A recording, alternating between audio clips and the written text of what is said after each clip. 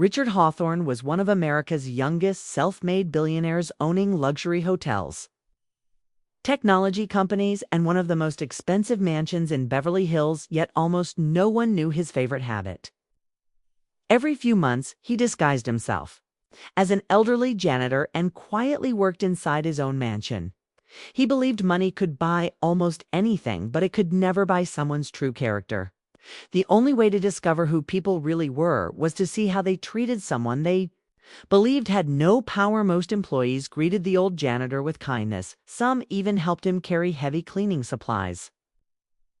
But one newly hired maid was different. She laughed at his old clothes, mocked his slow walk, and treated him as if he were invisible. Every insult became harsher than the last, while the quiet old janitor never argued back.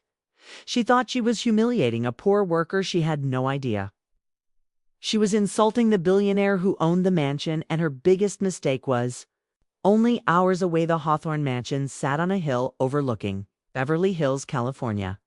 It was a place where celebrities, politicians, and business leaders gathered for exclusive parties. More than 30 employees worked there every day, from chefs and gardeners to drivers and housekeepers. Richard Hawthorne believed every one of them deserved the same respect, regardless of their position, too. Test that belief. Richard put on faded overalls, worn-out boots, old work gloves, and a weathered cap that hid most of his face, with a gray beard attached to complete the disguise. Everyone knew him only as Mr. Ray, the elderly janitor hired through a staffing agency. "I'm Nas." My newest employee was Jessica Collins, a 27-year-old maid who dreamed of climbing the social ladder. She believed rich people were worth impressing, while cleaners and maintenance workers were beneath her. Whenever she saw Mr. Ray mopping the marble floors, she rolled her eyes. "Move faster, old man," she said. One morning, "You're making this mansion look untidy." Richard simply smiled dim. "Sorry if I'm in your way." Jessica laughed loudly. "You'll always be in everyone's way." Nearby staff exchanged uneasy glances, but no one dared challenge her. They had no idea the quiet janitor holding the mop was the man who owned every inch of the mansion. As the days passed, Jessica's behavior became even crueler. She constantly found reasons to embarrass Mr. Ray in front of the other employees. One afternoon, while carrying a bucket of cleaning supplies, Richard intentionally slowed his pace. Jessica bumped into him, causing the bucket to spill across the polished marble floor. Instead of helping, she folded her arms and laughed. "Unbelievable. You can't even carry a bucket. Maybe it's time you retired." Several housekeepers looked uncomfortable, but Jessica ordered them away.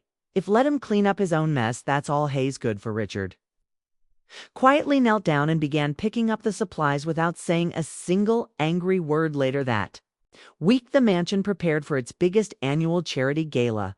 Billionaires, Hollywood celebrities, senators, and international business partners were expected to attend. Every employee was warned that the mansion had to look perfect. Jessica became excited. She hoped one of the wealthy guests would notice her and perhaps even offer her a better opportunity. That morning, she found Mr. Ray sweeping the grand entrance. Without warning, she snatched the broom from his hands. "Get out of the front entrance," she snapped. "You're embarrassing this mansion. The guests shouldn't have to look at someone like you." Richard calmly picked up the broom, smiled politely, and replied, "As you wish." Jessica smirked, completely unaware that within a few hours the entire mansion and her future would change forever.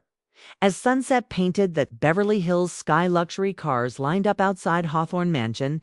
Famous actors, Fortune 500 CEOs, judges, and politicians stepped onto the red carpet. Every employee stood in perfect formation to welcome the guests. Jessica smiled proudly, convinced she looked more important than anyone else on the staff. Just then, the head of security received a call through his earpiece.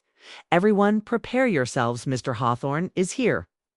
Jessica looked around in confusion, but where is he? Before anyone could answer, the elderly janitor slowly walked down the grand staircase, still wearing his faded overalls, and old cap. Guests watched him in silence.